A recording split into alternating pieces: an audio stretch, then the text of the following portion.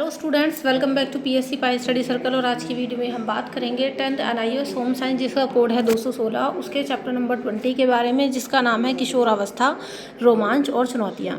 तो बेसिकली किशोरावस्था का मतलब होता है टीनेज। तो हो सकता है आप खुद भी अभी टीनेज में हो, जो भी स्टूडेंट मेरे इस वीडियो को देख रहे हैं। तो इस चैप्टर के मोस्ट इंपॉर्टेंट नोट्स जो भी हैं और टॉपिक्स जहाँ से भी आपके क्वेश्चंस बन सकते हैं, वो सारे हम डिस्कस करने वाले हैं। एंड इससे प्रीवियस वीडियोस के लिंक आपको मिल जाएंगे डिस्क्रिप्शन बॉक्स के अंदर, तो आप वहाँ से जाकर के अपने प्रीवियस चैप्टर्स को भी ईजिली प्रिपेयर कर सकते हैं। तो चलिए शुरू कर लेते हैं। बाकी अगर आप मेरे चैनल पर न्यू हैं और अभी तक आपने चैनल को सब्सक्राइब नहीं किया है, तो आप सबसे पहले चैनल को सब्सक्राइब करके बेल आइकन को प्रेस करें, ताकि आने वाली सारी वीडियोज़ आप तक ईजिली पहुँचती रहें। एंड हाँ, don't forget to like and share this video also. अगर आपको होम साइंस के पेपर का पैटर्न नहीं पता है, तो पेपर मैंने समझा रखा है, वीडियो का लिंक डिस्क्रिप्शन बॉक्स में आपको मिल जाएगा। एंड इसके अलावा अगर आप के पास बुक्स नहीं है, प्रीवियस ईयर के क्वेश्चन पेपर्स नहीं है, या फिर आप किसी कोर्स में एनरोल करना चाहते हो तो इन सभी चीज़ों के लिए आप हमारे ऐप को विजिट कर सकते हो। हमारे ऐप का नाम है पीएससी पाई स्टडी सर्कल, जिसका लिंक आपको मिल जाएगा नीचे डिस्क्रिप्शन बॉक्स के अंदर। तो चलिए अभी हम लोग देख लेते हैं इस चैप्टर के इंपॉर्टेंट नोट्स। तो देखिए, जैसे कि हमारा चैप्टर का नाम ही है किशोरावस्था, रोमांच और चुनौती, तो पहले हम देखेंगे इसका परिचय के लेसन के अंदर आखिर है क्या। किशोरावस्था को हम बचपन और प्रौढ़ावस्था के बीच के समय के रूप में परिभाषित कर सकते हैं। मतलब किशोरावस्था का जो टाइम होता है, वो ना तो हमारा बचपन का टाइम होता है और ना ही हमारा वो प्रौढ़ावस्था का टाइम होता है। ठीक है, तो ये हमारी एक तरीके से मिडिल टाइम होता है, तब हम किशोरावस्था में होते हैं। ये उम्र का एक ऐसा पड़ाव है जहाँ ना तो आप बच्चे रह जाते हो और ना ही आप प्रौढ़ होते हो। ये कुछ देखो, हिंदी में एक दो वर्ड टाइपिंग में मिसिंग है, तो आप जो है इसको इग्नोर करिएगा। कि उम्र का ऐसा पड़ाव है जिसमें ना तो आप बच्चे रह जाते हो, ना ही ज़्यादा बड़े होते हो। किशोरावस्था साधारण से 10 से 14 वर्ष की आयु मानी जाती है। कभी कभी 14 वर्ष से 1-2 साल ऊपर के लोगों को भी किशोरावस्था की कैटेगरी में रख लिया जाता है। तो बेसिकली ये होती है आपकी किशोरावस्था, जिसको हम कहते हैं टीनेज। अब देखो, होता क्या है किशोरावस्था में, साधारणतः क्या होता है, बच्चों में शारीरिक परिवर्तन दिखने लगते हैं और उनके प्राकृतिक गुणों का विकास होने लगता है, और प्रकृति द्वारा प्रदत्त मनुष्यों को प्रदत्त सारी चीज़ें विकसित होने लगती हैं। मतलब जो भी प्रकृति ने मनुष्यों को दिया है, एक बच्चे को दिया है, उसमें काफ़ी चेंजेस आने लगते हैं। जैसे कि शरीर में बालों का उग जाना, लड़कों में दाढ़ी मूछें आ जाना, लड़कियों में मासिक धर्म आरंभ हो जाना, वक्ष स्थलों का उभर जाना। तो ये सारे चेंजेस जो हैं वो किशोरावस्था में बच्चों और बच्चियों में दिखाई देने लगते हैं। और ये सब एक सामान्य प्रक्रिया है, बिल्कुल नॉर्मल प्रोसीजर है ये, जो किशोरावस्था में आरंभ हो जाता है। जब बच्चा किशोर हो जाता है, तब उसका चिंतन शक्ति अमूर्त हो जाती है। वो अनेक स्थितियों और घटनाओं के संबंध में कल्पना करने लायक हो जाता है, अर्थात वह किसी समस्या के सभी संभावित समाधानों के संबंध में सोचने के योग्य हो जाता है। बच्चा किशोरावस्था में आने के बाद इस लायक हो जाता है कि अगर उसके पास कोई समस्या है, तो उस समस्या के समाधान कौन कौन से हो सकते हैं, वो इस बारे में सोचने के योग्य हो जाता है। बेसिकली इसमें ये कहने का मतलब है, किशोरावस्था के दौरान होने वाले शारीरिक विकास के साथ सामाजिक भावात्मक विकास भी होते हैं। न केवल बच्चे के शरीर में परिवर्तन होता है, बल्कि उसके अलावा उसके सामाजिक भावात्मक विकास भी होता है।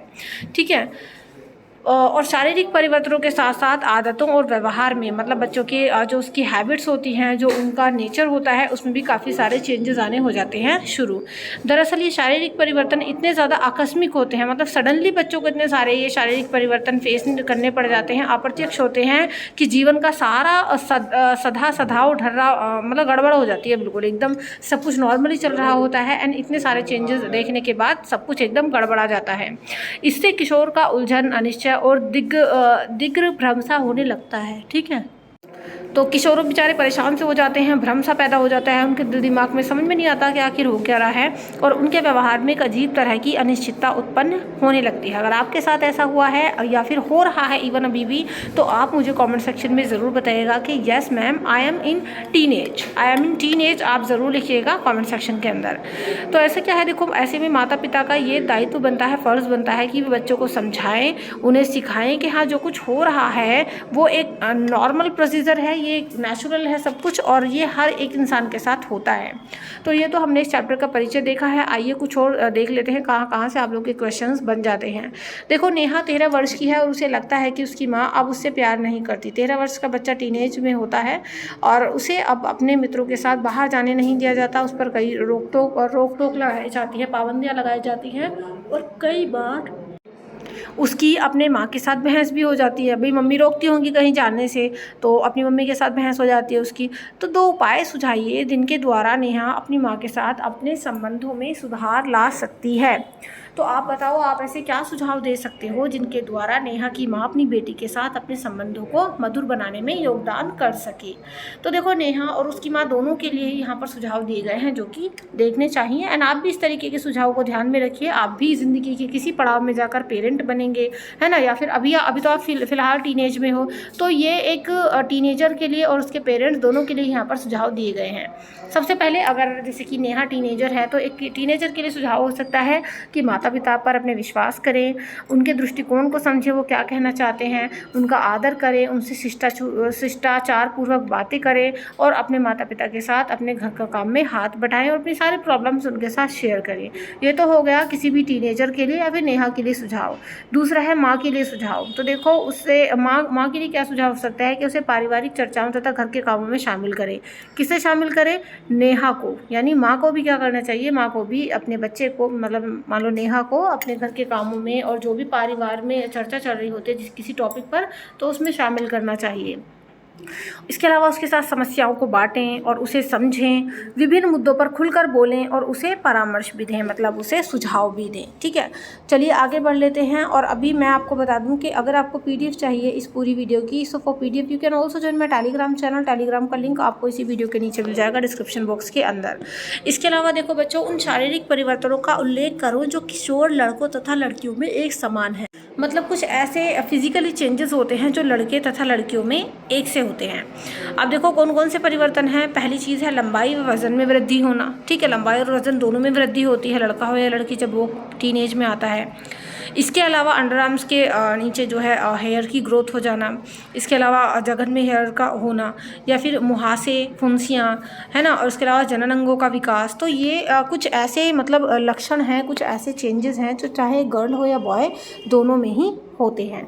चलिए आगे बढ़ लेते हैं। नेक्स्ट है किशोरावस्था के महत्वपूर्ण विकासात्मक कार्यों की सूची बनानी है। मतलब किशोरावस्था के अंदर जो विकासात्मक कार्य होते हैं, विकासात्मक कार्य, उनके बारे में आपको बताना है। देखो, विकासात्मक कार्य होते क्या हैं, पहले आप ये समझो। विकासात्मक कार्य से तात्पर्य उस सामाजिक अपेक्षाओं से है जो किसी बालक या किशोर से उसकी अवस्था के अनुरूप की जाती है ना। मान लो कोई बालक 15 साल का है, तो आप क्या करोगे? आप उसकी उम्र के हिसाब से उससे कुछ एक्सपेक्टेशन रखोगे, कुछ उम्मीदें रखोगे, कुछ अपेक्षाएं होंगी। ये अपेक्षाएं उस आयु के विकास के विभिन्न पक्षों के स्तर पर आधारित होती हैं। किशोरों से की जाने वाली अपेक्षाएं या विकासात्मक कार्य क्या क्या होते हैं वो हम देख लेते हैं। पहला ये है कि शरीर के गठन और रूप को अपनाना और इसका सही तरीके से उपयोग करना। भाई किशोरावस्था का जो किशोरावस्था में जो की जाने वाली अपेक्षाएं हैं या विकासात्मक कार्य हैं, उनमें पहला काम यही है कि जो शरीर का गठन है या जो भी शरीर का रूप है उसे आप जो है सही तरीके से अपनाओ और उसका सही तरीके से उपयोग करो। दूसरा है कि सभी हम उम्र किशोरों के साथ नए, गहरे और स्थायी संबंध बनाना। इसके अलावा है पुरुष सुलभ अथवा स्त्री सुलभ सामाजिक भूमिका निभाने के लिए तैयार होना। भाई आगामी टाइम में आप ही एक पुरुष सुलभ बनोगे और स्त्री सुलभ बनोगे, तो ये जो भूमिका आपको मिलने वाली है आने वाले समय में, इसके लिए आप तैयार रहें, फिजिकली भी और मेंटली भी। इसके अलावा माता पिता तथा अन्य वयस्कों से भावनात्मक स्वतंत्रता प्राप्त करना, मूल्यों का विकास करना और माता पिता तथा अन्य, ये तो हो गया खैर, आर्थिक भविष्य की तैयारी करना और विवाह तथा गृहस्थ जीवन के लिए भी मेंटली प्रिपेयर रहना। तो ये सारे किशोरावस्था के महत्वपूर्ण विकासात्मक कार्य हैं। चलिए आगे बढ़ लेते हैं बच्चों। नेक्स्ट है हमारा, किशोर विश्व के सामाजिक नियमों तथा संस्कृति से प्रभावित होते हैं। भाई जो टीनेजर्स होते हैं वो हमारी दुनिया में जो कुछ चल रहा होता है, दुनिया में क्या मतलब जो हमारी सोसाइटी में चल रहा होता है, जो नियम होते हैं सोसाइटी के, जो संस्कृति होती है, हर एक किशोर से प्रभावित होता है कहीं ना कहीं। वे लोकप्रिय भाषा, कपड़ों, संगीत तथा नृत्य की नकल करने का प्रयास करते हैं। देखो टीनेज में क्या होता है, आपके बहुत सारे फेवरेट सिंगर्स हो जाते हैं, फेवरेट कपड़े होते हैं, है ना, फेवरेट लैंग्वेज आपकी होती है कि मेरे को तो इंग्लिश में बोलना है, मुझे तो ऐसे कपड़े पहनने हैं, वेस्टर्न क्लॉथ्स मुझे पहनना है, या फिर मुझे ऐसा वाला म्यूज़िक सुनना है। तो हर एक कोशिश करता है करने की भी और कॉपी करने की भी कोशिश करते हैं। क्या होता है टीनेज में, ये थोड़ी सी ज़्यादा इस चीज़ को लेकर के वो रहती है बच्चों में। अपनी इच्छाओं की पूर्ति के लिए वे अपने समवर्ती समूह में लोकप्रिय या मीडियम में फैशनेबल सभी बातों को ग्रहण करना चाहते हैं।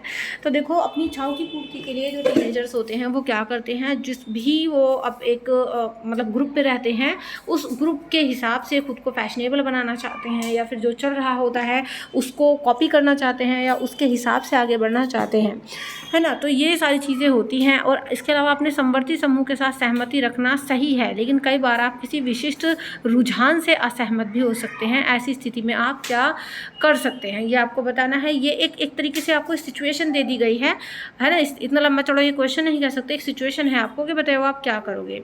देखो, निम्नलिखित में कुछ सुझाव दिए जा रहे हैं जिनके माध्यम से उक्त परिस्थिति से निपटा जा सकता है। जैसे कि पहला है कि सामाजिक समवर्ती समूह के दबाव में ना आएँ।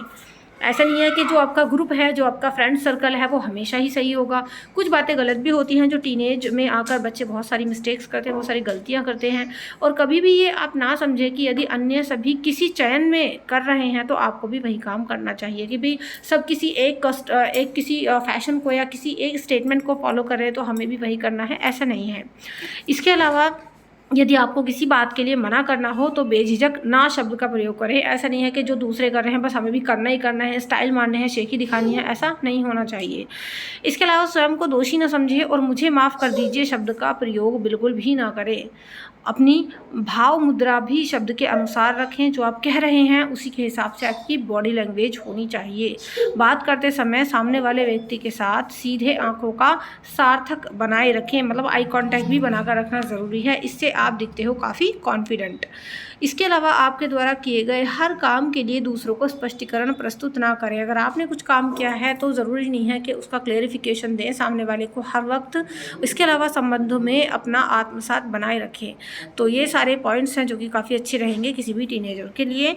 नेक्स्ट और लास्ट जो आपका पॉइंट है, जो जहाँ से आपका क्वेश्चन बन जाता है, वो है किशोरावस्था में माता पिता की भूमिका का मूल्यांकन कीजिए। ये काफ़ी इंपॉर्टेंट क्वेश्चन है आपका और काफ़ी मल्टीपल टाइम ये रिपीटेड भी है। ठीक है, तो देखो, किशोरावस्था एक ऐसी अवस्था है जब लड़के एवं लड़कियों में तीव्र गति से शारीरिक और मानसिक विकास होता है और वो पूर्ण रूप से अपनी स्वतंत्रता चाहते हैं। टीनेजर्स चाहते हैं कि भाई हमें हर तरीके से फ्रीडम मिले, हमें खाने की, पीने की, घूमने की, पहनने की, हम जो चाहते हैं हमें वो मिल जाए। जबकि माता पिता उनके ऊपर से अपना नियंत्रण पूर्णतः हटाना नहीं चाहते। माता पिता को पता है कि इस उम्र में बच्चे बिगड़ सकते हैं, इसलिए वो पूरी तरीके से अपना उन पर कंट्रोल हटाना नहीं चाहते हैं। इससे किशोर और माता पिता के बीच काफ़ी बार तनाव रहता है। इस तनाव की स्थिति से बचने के लिए माता पिता को ही बुद्धिमानी से काम लेना होगा, क्योंकि टीनेजर्स तो बच्चे होते हैं, एक तरीके से बच्चे भी नहीं है, बड़े भी नहीं है, पता नहीं कौन है। ठीक है, उन्हें ही निर्णय लेना होगा, मतलब माता पिता को ही निर्णय लेना होगा कि किशोर किशोरियों को कहाँ और कितनी स्वतंत्रता यानी कितनी आज़ादी देनी चाहिए। उचित यह है कि उन्हें नियंत्रण में रखने के लिए माता एक पिता को व्यवहारिक अनुशासनात्मक तरीके अपनाने चाहिए। मतलब एक अनुशासन में भी बच्चों को रखना ज़रूरी है, माता पिता को। तो ये किशोरावस्था में माता पिता की भूमिका है। आई होप ये पूरा चैप्टर का कॉन्सेप्ट आपको इजीली क्लियर हो गया होगा। वीडियो अच्छी लगी हो तो लाइक और शेयर कर देना, चैनल को सब्सक्राइब कर लेना। एंड हाँ, PSC पाई स्टडी सर्कल का अपना ऐप है, उस पर जाइए, विजिट करिए और किसी भी कोर्स में हो जाइए एनरोल। अच्छे से तैयारी करिए अपनी। और अगर आपको जो है पेपर का पैटर्न नहीं पता है, प्रीवियस चैप्टर्स क्लियर नहीं है, सभी के लिंक डिस्क्रिप्शन बॉक्स में मिल जाएंगे। ये PDF मैं टेलीग्राम पर शेयर कर दूँगी, जिसका लिंक भी डिस्क्रिप्शन बॉक्स में गिवन है। इसके अलावा अगर इंग्लिश सब्जेक्ट आपके पास है, आप परेशान हो रहे हो कि प्रिपरेशन कैसे करें इंग्लिश की, तो उसके लिए मेरा दूसरा चैनल है जिसका नाम है learn English by Tabassum. Learn English channel पर मैं डिटेल में आपका इंग्लिश का सिलेबस कंप्लीट करा रही हूँ। Chapter wise important question answer भी मिल जाएंगे, तो उसको भी एक बार विजिट कर लेना, लिंक डिस्क्रिप्शन बॉक्स में दिया गया है। चलिए, do like, share, comment and subscribe. See you in the next video. To learn keep studying in pi study. Thank you so much and good bye.